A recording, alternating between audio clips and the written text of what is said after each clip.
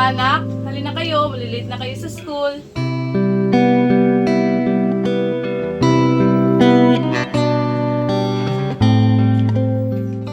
Oh my God, isda na naman. Alam mo namang hindi ako kumakain yan. Huwag po kayo mag-alala, Nay. Kakainin ko po yan lahat. Ako nak, salamat ha. Teka, may kukunin muna ako. Sige, Nay. Sip-sip ka talaga kahit saan. Linta ka ba? Hindi pa, ate. Umagang-umaga kumakain tayo. Sumagot ka. Bakit ba? Daig mo pa kasi yung lintang kumakapit, sumisip-sip, kahit anong kamot, hindi natatanggal. Ate, lumulutang ka ba? Bakit? Ay mo pa kasi yung plastic na lumulutang. Walang hiya ka talaga. Sige, ate. Subukan mo pa kung saktan, hindi na talaga kita uurungan.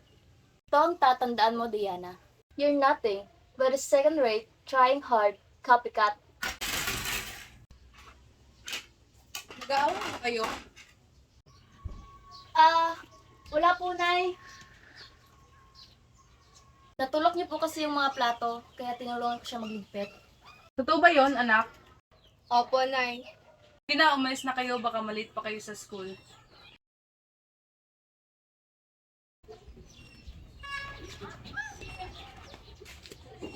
Bilisan mo nga! Ano ba?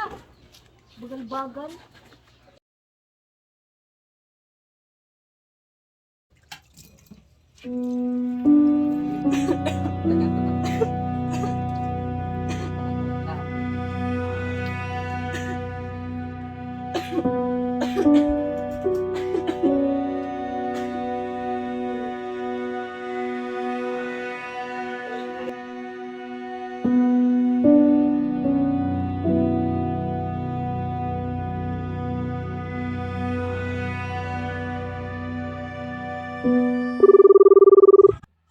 Hello?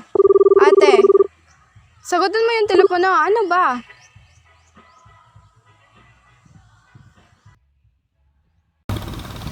Hello! Diana, bakit ba? Ate, saan ka na? Ba't di ka pa umuwi? Walang kasama si nanay sa bahay. Bakit hindi na lang ikaw umuwi? Total, pa-epal ka naman kay nanay. Ate, pamilya mo ba kami dahil kailangan mo kami? O kailangan mo kami dahil pamilya mo kami? Ewan ko sa'yo, Diana, ang dami mo kadramahan. Ate, may sakit si nanay. Baka mapano siya dun. Ako sa kay Diana. Mas mabuti na lang mamatay siya. Wala naman siya pakialam sa akin eh. Ano ba yan? Bakit tula pang dumadaan sa sakyan?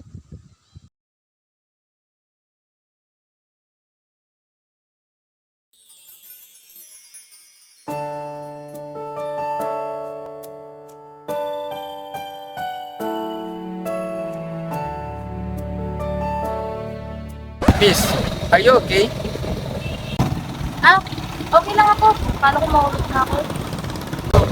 By the way, bakit ka na dito, Miss Ganda? Excuse me? Ano sinasabi mo? Ko, ipapapulis kita. Bakit? Hinakaw mo kasi puso ko. Ako'y kinikilig, bakit kayo lumalapit? Nabibingi ka na ba? Bakit? Is my heart screaming out your name for quite some time now? Ito, bangit ka ba? Bakit? Nahulog kasi ako sa'yo.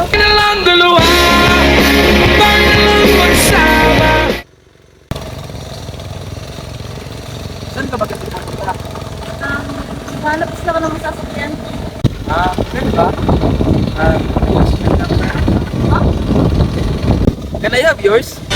Pero di ko kaya, ngunit daw ika'y masasaktan. I-text na lang kita. Sige, salamat.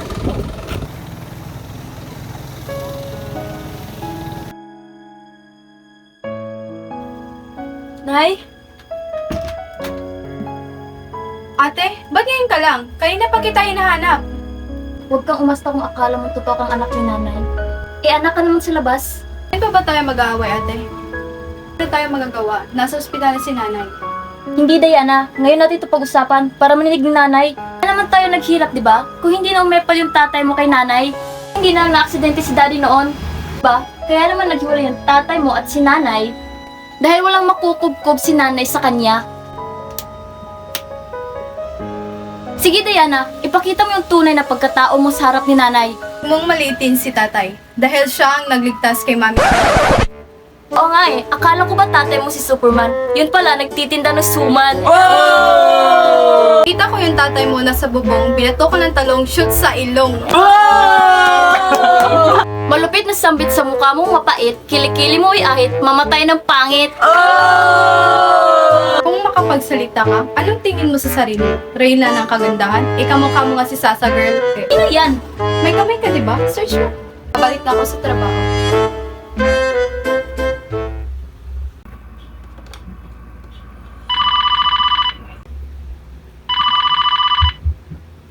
Hello, Briley? Hi, can I invite you tonight for dinner? Yes, of course, Briley. Matutulungan na kita, Nay.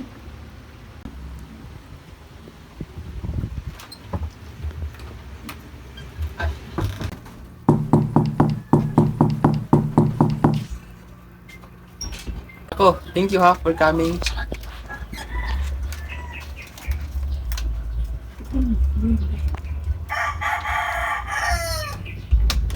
No, it's nothing, Briley. Alam mo naman gagawin ko lahat just for you. Have a seat. Thank you.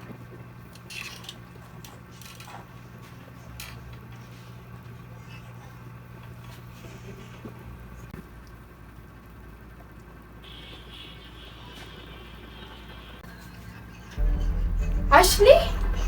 Diana, bakit ka nandito? Kilala mo siya? Kapitbahay namin siya. Kumusta ka naman? Okay lang. Excuse me.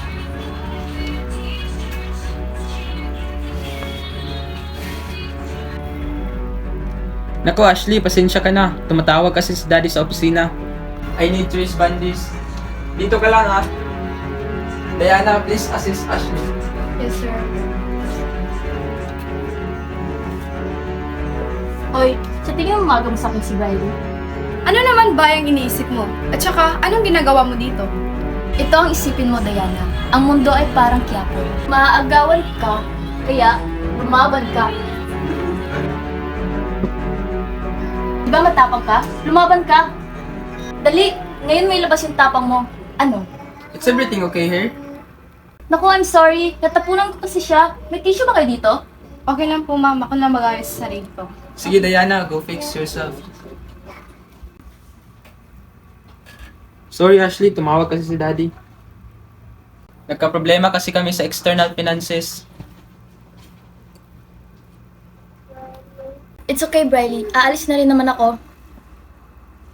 Ha, ang aga naman, kakarating mo pa lang eh. Naghihintay na kasi yung mga magulang ko eh. Ashley, sandali lang. Okay na po, okay na. Nay, gising na pala kayo? Anong ginagawa mo dito? Ashley, anak, alika dito. Anak, I'm sorry. Sorry dahil hindi ko nabigyan ng pagkakataon ng daddy mo para mag-apologize. Sorry dahil hindi ko nabigay ang buhay na narapat sa iyo. Ang sakit-sakit. Ito ang tatandaan niyo mga anak.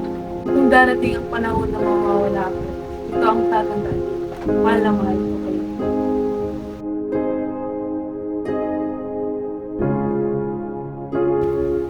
Nay, huwag po kayo magsalita ng ganyan. Alam kong magagamot ka, naghahanap pa ako. Diana, I'm sorry for the way I've been treating you. Kaya ko lang naman ginawa yun eh, dahil nagsiselos ako. Nagsiselos ako kasi baka hindi na ako mahalin ni Mami. Wala yun ate. Kalimutan na natin yung lahat. Thank you. Salamat.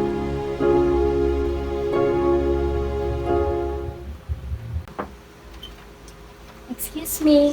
Gusto ko lang sana i-inform na operahan yung nanay ko bukas. Po? Dok, paano po yan nangyari? It means na nabayaran nila yung OR. Kaya pwede nang i-embark yung operation bukas. Diana, paano nangyari yun? Halika, may papakita ko sa'yo. Diana, bakit? Halika na.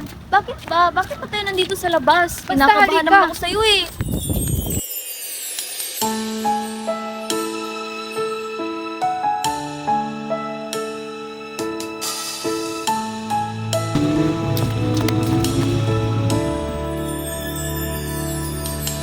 Kylie, ano to?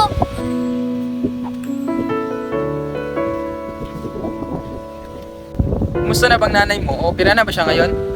Ikaw ba nagbayad? Hindi na yun importante. Ang importante, nandito ka na. For you.